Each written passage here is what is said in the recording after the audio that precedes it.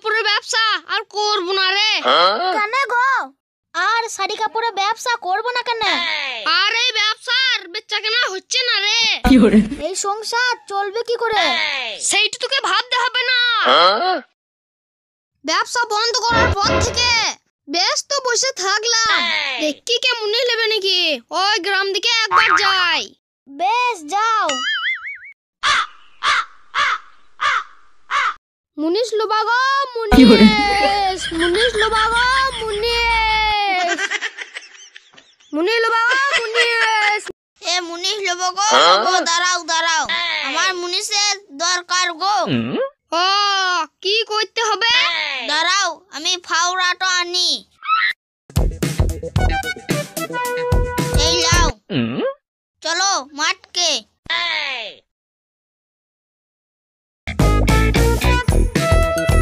উফ, খিদে তো চরম পেয়েছে, খাবারটাও নিয়ে আসে না।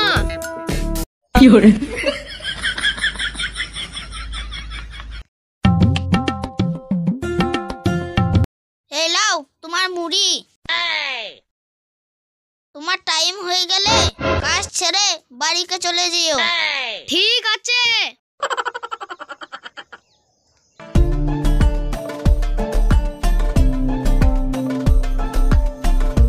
হিরে শালা কাঁসার খোরা, এই খোরাটা বিচ্ছে দিলে আমার মুনিশে পয়সা থেকে ডবল পয়সা আসবে। আমি আর বাড়িতে যাবো না, এই মাঠে মাঠে পাল্লাবো। এইবার আমি মাঠে মাঠে পাল্লাই।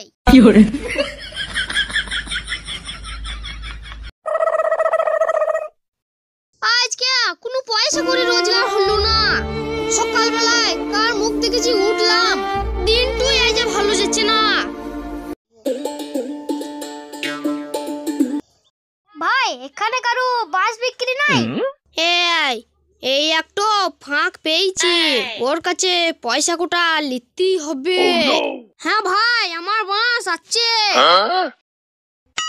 ভাই আমি বাঁশ বীজবো।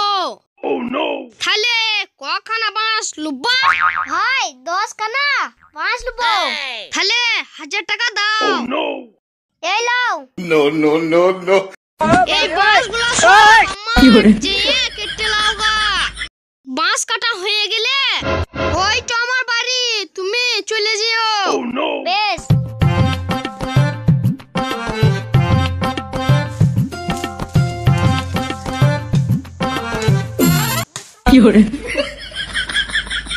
এই বাঁশ কাটতে তোমাকে কে বললো?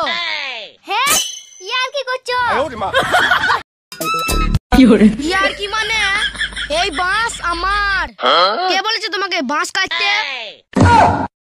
আমার কাছে 1000 টাকা নিয়ে গেল। তাহলে ওই লোকটা কে?